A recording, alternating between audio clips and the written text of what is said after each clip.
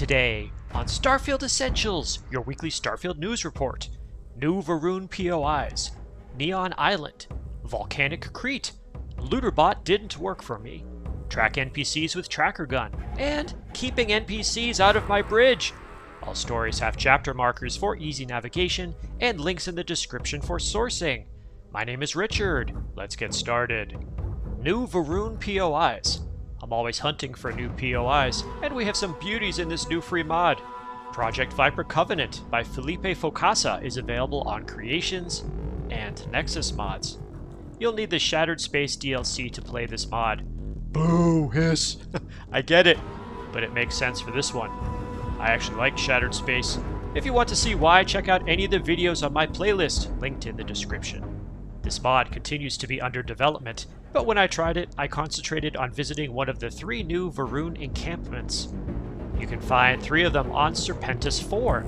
This is a gorgeous planet, and the modder made the most of the location I visited. I reviewed the mod in Xedit, and saw that I should also eventually check out Serpentis 2, Montana 3, and Cassiopeia 1. In addition to new POIs, the modder has created a Splinter Va'ruun faction and some custom weapons. In my playthrough, these were tough adversaries. I would not recommend engaging these guys until you reach level 40 or so. My character did not survive my first attempt at clearing the first POI. In both of my attempts, I relied on spawning UC Marine platoons using the NPC spawner Dangerzone mod by Naervae. This combat was surprisingly fun. You don't hear a lot about the sound design in Starfield, but the effect of the particle machine gun definitely caught my attention.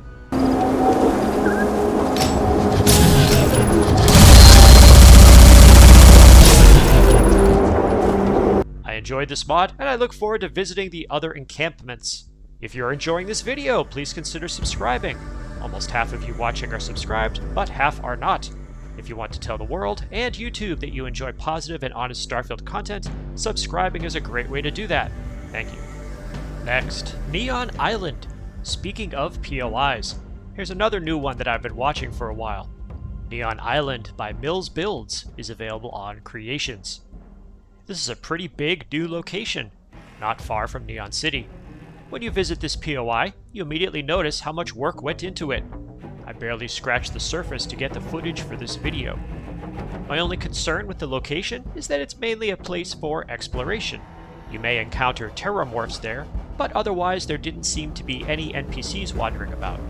That's okay by me, because not everything in Starfield needs to be packed with action. I did try a few tricks to spice up the island, however. First, I tried Spectres of Starfield to try to turn the many corpses into aggressive ghosts. However, that mod is specific regarding its operation, and it had no effect here.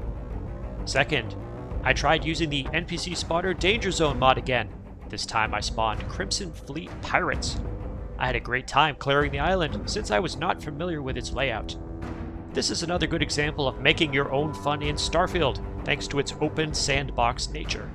Let me know if you've been walking around Neon Island and what you've found there. Next, Volcanic Kreet. How about some changes to an early game location? Volcanic Kreet by ZY20042 is available on Nexus Mods. I did ask the modder if they would consider adding it to Creations. When I get an answer, I'll share it with you on my YouTube posts. This mod makes 3 changes to Kreet. First, the volcanic and mountains biomes now have glowing lava. This is a cosmetic change, meaning the lava does not harm the player like vanilla lava might. Second, the frozen volcanic biome is now a big ice field with ice that glows blue at night. Third, there are subtle changes to weather, and from space, Kreet will look a bit different. These changes make Kreet look spectacular in my opinion, especially at night. Great work, ZY20042. Next, LooterBot didn't work for me. While visiting the Kreet research station, I put a new mod to the test.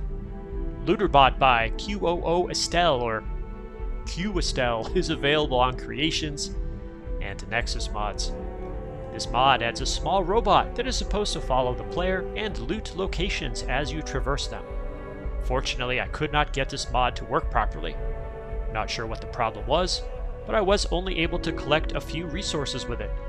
Items like weapons and medkits stayed in their racks. I primarily rely on the Lazy Scav mod by Ori for my auto-looting needs. Lazy Scav is available on Creations and Nexus Mods. And by the way, when I was testing the auto-loot robot, I did not have Lazy Scav enabled. I didn't see the need to really get this robot-based solution working. It didn't keep up with my character when moving through the research center. I also didn't like sending loot to either my character or the lodge container. Lazy Scav lets me send loot straight to my cargo hold.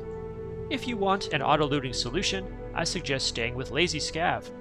If you were able to get this LooterBot working, let me know in a comment. Next, track NPCs with Tracker Gun. Prolific modder Checker90 is back with a neat quality of life tool that I think I will keep. Tracker Gun by Checker90 is available on Creations and Nexus Mods. This mod is straightforward and useful. You use the provided tracker gun to add NPCs or objects to a list of tracked items. When you enable tracking for the object or NPC, it acquires a quest target.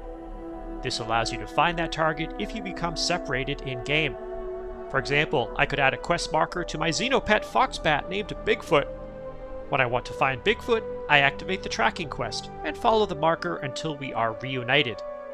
This tracking functionality will work on objects, although I did not test that. I think this would be most useful for one target at a time, perhaps for NPCs that often get lost in combat. Are you trying this mod, and is it working for you? How do you use it? Thank you, Checker90, for another great mod.